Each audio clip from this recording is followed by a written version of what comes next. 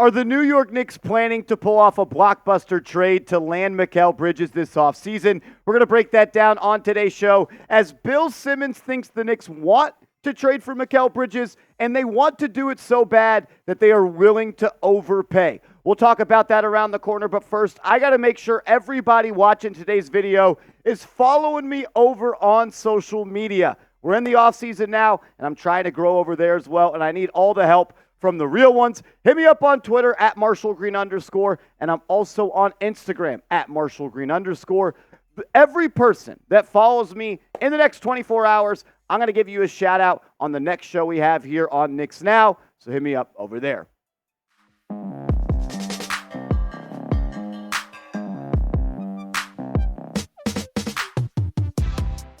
If the New York Knicks are going to pull off a trade to land Mikal Bridges this offseason, they are going to have to pay. There is a New York tax always when the Knicks want to trade for a superstar, and with the Knicks and the Nets not making a trade in the last 41 years, Leon Rose knows he's going to have to overpay to land Bridges. And that's exactly what Bill Simmons thinks is going to happen, and he thinks the trade is going to get done. This was the quote from Bill in his podcast just a couple of days ago. He said, quote, "They have a lot of options when speaking about the New York Knicks. I really think they're going to get Mikal Bridges as the big target. I think that's who they want. I think they're going to try and overpay because I think they want those 4 Villanova guys together, and I don't think they want like a major star. They want somebody like that." And as you know, this is music to my ears. You all know how I feel about the Nova Knicks. I was all in on trying to get Jalen Brunson back in January, kind of like Leon Rose was when he may or may not have been tampering. I was all in on Josh Hart. We told you guys how Donte DiVincenzo was going to sign with the Knicks back in June of last year. And the last piece for the Nova Knicks is Mikal Bridges, and he is once again a top target for me this offseason. I just think that when you have 4 guys that, one, like each other as people, like playing together, you're willing to do things more as a team and willing to go that extra mile to have success. And all 4 of these players have had success in college and in the league by themselves. But together, when you're playing with your best friends, everybody knows you're going to play a little bit harder for your brother. I will say this, though.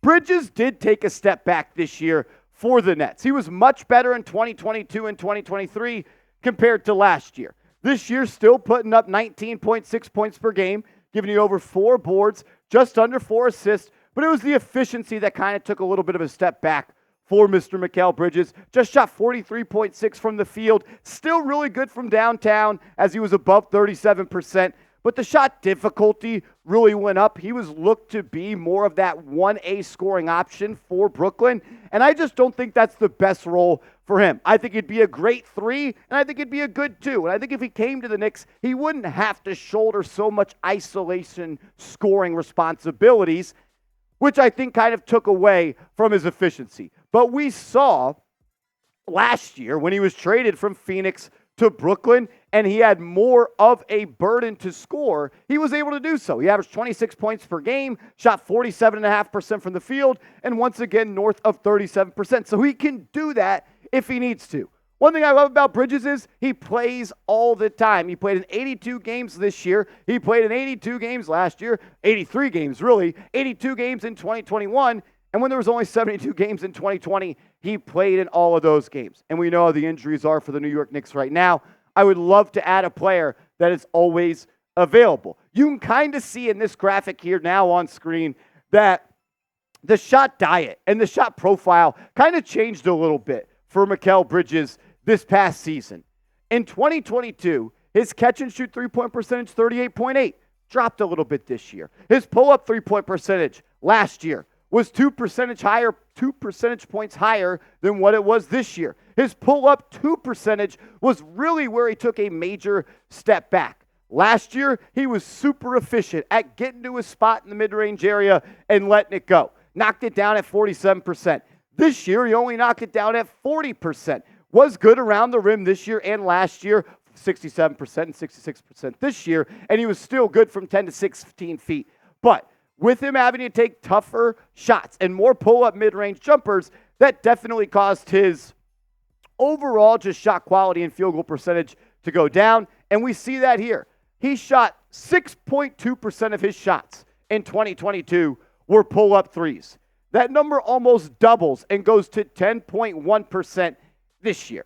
So the reason I'm bringing all this stuff up is because I think when he plays next to Brunson, he plays next to OG and Donte and Hart, he can just be truly who he is, which is a solid defender, a guy that knocks down catch and shoot threes, runs corner to corner, and if he gets attacked on a closeout, he can put it on the deck, get to his spot, and rise up. And I also love how good of a corner three-point shooter he is. Shot over 48% from the left corner last year, 40% from the right corner last year, and 39% from the left corner this year, and 41% from the right corner this year as well. Run the corners. You got OG in one corner who's a 40% shooter from that spot. Bridges in the other corner who also does that. Same as DiVincenzo. More space for Jalen Brunson to operate. Bridges would be a perfect fit, in my opinion, on the wing for the Knicks on offense. But I will say I do think his defense is a bit overrated. There was a lot of talk when he was a member of the Phoenix Suns that he was an all-NBA type of defender.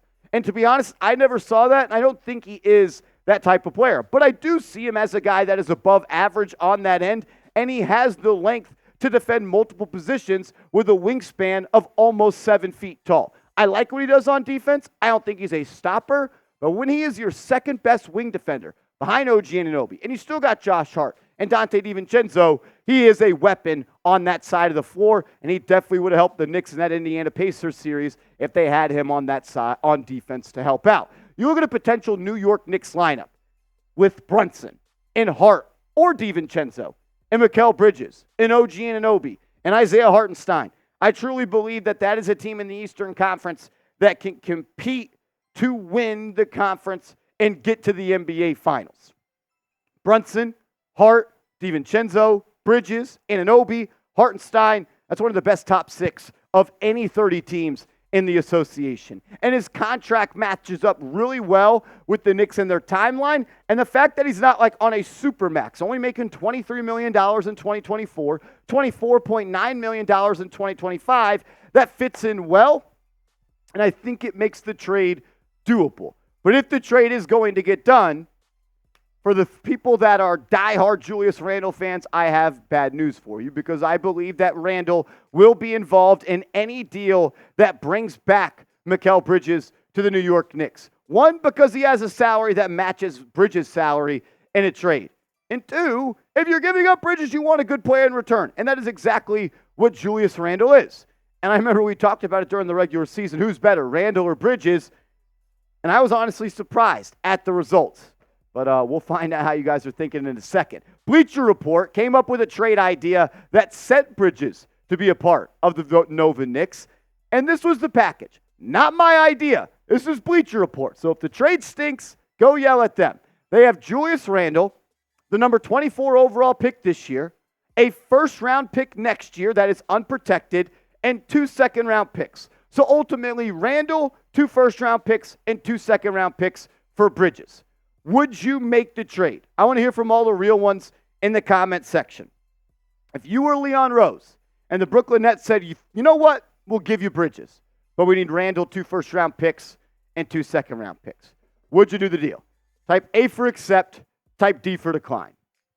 For me, this is an easy accept. I would make this deal very, very quickly, and I wouldn't give them much time to think about it again. But to be quite honest with you, I don't think that this gets it done.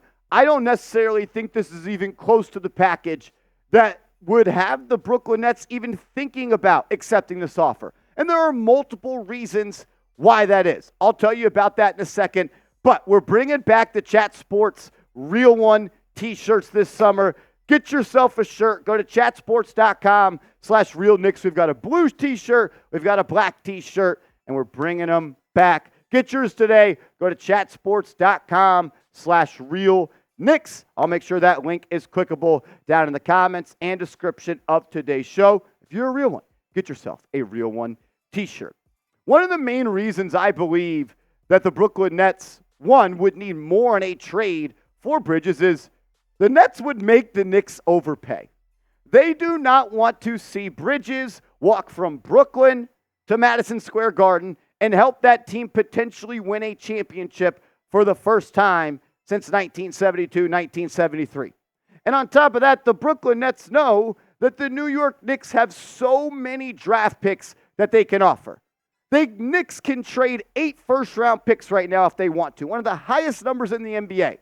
You're telling me the Nets are only going to want 2 first-round picks for Bridges? Maybe they want like 3 or 4, and they want the protected picks, and maybe we could talk about that as a potential avenue we can go down. But if you know, I've got a lot of draft picks, and I haven't done a trade with you in 41 years. You're my crosstown rival. I use that very loosely. And I'm holding the missing piece potentially to your championship run. They're going to make you overpay. And if I'm the Nets and the Knicks ask me, Marshall, what do you need to get this trade done? Number one, I'm telling you I need Deuce McBride. I'm not saying Deuce McBride is a needle mover for the Nets. I think he is a needle mover for the Knicks and what he does on defense, coming off the bench, being able to score spot up and create instant offense. And that's why I think the Nets would want him, just because everything I just said, how good of a player he is. He just finished his 3rd season. He's on a deal that makes him one of the cheapest players in the NBA over the next 3 years, and he had a hell of a season. And he had a big playoffs. And he's cheap. And he's cost-controlled. Any team that is making a trade with the Knicks this offseason is going to ask Miles McBride. And you know what? It stinks because I wanted to be on this team, but it's kind of a good problem to have. When other teams want your players, it means you're doing something right in-house. Do the Knicks even want to trade Mikal to the Knicks? That's what it comes down to. The Nets don't care what Bridges thinks. The Nets don't care what Bill Simmons thinks. The Nets don't care what Leon Rose and Tom Thibodeau want. If they don't want to trade him to the Knicks, they'll ship him out to Houston, a team that made an offer for him last trade deadline. I really do think if a Bridges trade is going to happen, where he ends up wearing a Knicks uniform, it has to be a 3-team trade. A 3-team trade makes the most sense for me. And one that I have kind of thought of is there are 3 teams in the Eastern Conference that want to make a trade. How about the Knicks get Mikal Bridges, the Brooklyn Nets get Trae Young, and the Atlanta Hawks get Julius Randle? The Hawks get to build around the first-round pick that they're getting, as well as DeJounte Murray, the young small forward that they have as well with Randle. You get to build around that one guard. Brooklyn gets their point guard of the future in Trae Young. Still get to keep some young players that you have in Cam Johnson, as well as Dorian Finney-Smith. And the New York Knicks get Bridges, and we'll figure out where the picks go after that. But I think this as a baseline for a 3-team deal makes a lot of sense. And as much as I would love it to happen, I still doubt that it does. Bill Simmons can predict it. They can talk about it everywhere. But for me, I just don't see it happening. I'd love for it to happen.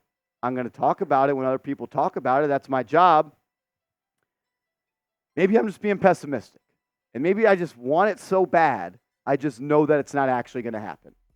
But man, Brunson, Devo, Hart, Bridges, OG, Hartenstein, yeah, watch out. Watch out. Watch out, NBA.